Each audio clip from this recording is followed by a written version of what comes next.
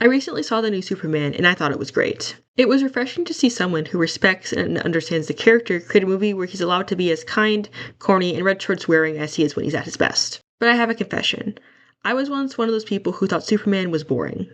At the time, when my favorite superheroes were often powerless, scrappy fighters, it seemed impossible to make a character with seemingly unlimited power and very specific and very minor weaknesses seem interesting. Why would I get invested in a fight when the ending was so clear because our hero was so strong? Even when the fight had stakes, they seemed so large that it was impossible to care about. It's a common problem writers have when dealing with super powerful characters, especially in this genre. How can you make the stakes matter when there are so few things that can actually threaten them? There are only so many times you can introduce a bigger monster or a more world-threatening conflict before it starts feeling stale or like the world no longer feels grounded. This is one of the problems we're seeing in the modern MCU. When the stakes get to the size of the multiverse, it's hard to care about individual characters because the scope has gotten too big. That's why I was so fascinated and impressed by a technique the newest Superman movie uses. There are a lot of ways that Superman is challenged in the film.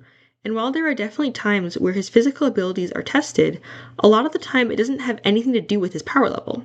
It's not just that he's fighting someone who can hit harder than him, it's that he's fighting for his values. I want to look at one of my favorite scenes in this movie to explore this. This scene takes place pretty early in the movie. LexCorp releases this weird axolotl monster to attack Metropolis to distract Superman. It's big, clumsy, breathes fire, and is focused on destroying everything in its path. We're all familiar with this formula. Bad guy shows up and causes problems, and the hero arrives and fights them until they stop.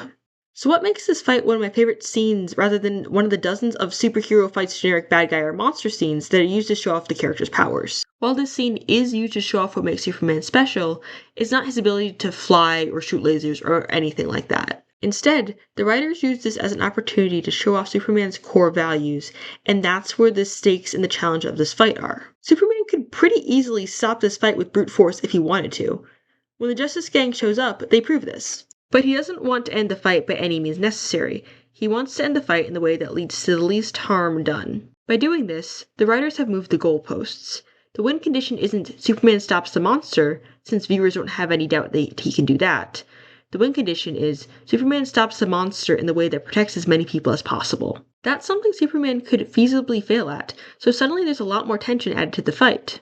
At the beginning of the fight, the monster breathes fire at an office building filled with people. Superman makes sure the people are okay, and rather flying through the city, he flies high into the sky to get the monster to shoot fire up at him rather than the people around him. He focuses his attacks from above to make sure that the monster's attacks only risk him.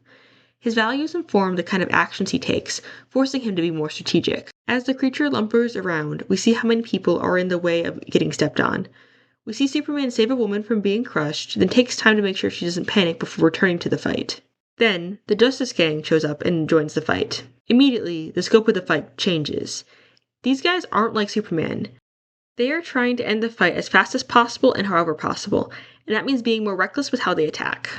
To pursue them, the monster storms right through the city, and they ignore any protest Superman has about humanely or carefully ending the fight. So while the Justice Gang fights, Superman spends the rest of the scene saving people who are caught in the crossfire, including a squirrel. The fight does a great job of setting up why Superman is different from every other hero in this world. The challenge of each fight isn't whether or not he's stronger. He is. The challenge is making sure that he can end the fight without anyone else getting hurt. The power being shown off here isn't his super strength or ability to fly, it's his compassion. It's his intense care for all living things and his desire to protect them. He's not significant in this world because he's the only one with powers. Lots of people do. He's significant because he's the only guy with powers who values and wants to save everyone. For Superman, how he wins the fight is more important than if he wins the fight. We see him surrender to be captured later in the movie, but that doesn't feel like a loss because he's doing it in order to do what's right. His powers are never really tested, but his character is. Because of that, there doesn't need to be an artificial cap of his powers because his values are what's stopping him from becoming an unstoppable destruction machine. And even though Superman is virtually indestructible, the rest of the world isn't. He feels the death of every person he can't save. Because these things matter to Superman, they matter to the audience. Doing good is rarely utilitarian.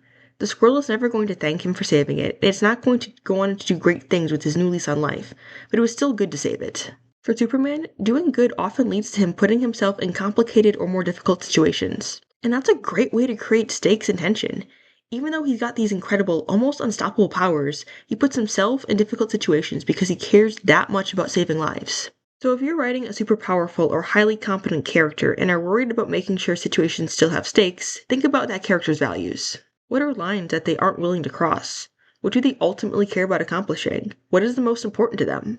Use those things to inform how they handle conflicts. Make how they accomplish their goals more important than if they can accomplish their goals. Then you can put them in situations where they choose more complicated options because of their values, and it feels really organic.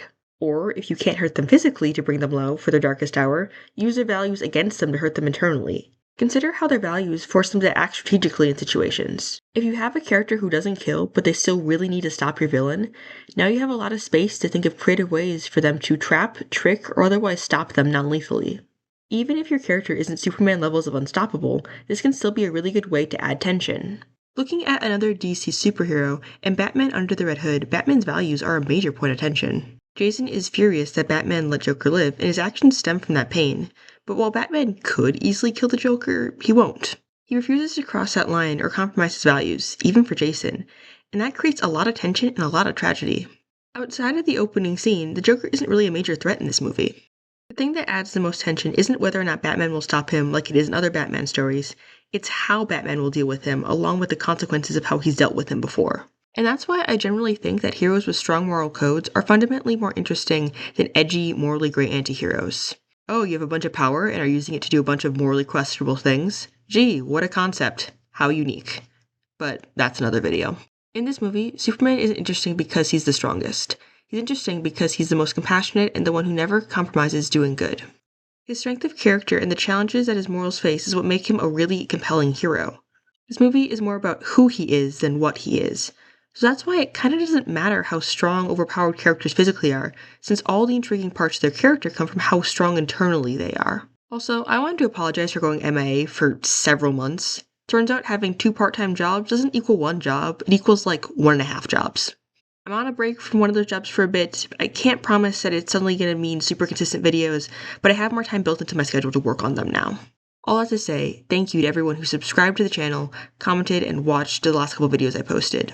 It really means the world to see people care about my passion project. Thank you guys so much for watching, and I'll see you soon.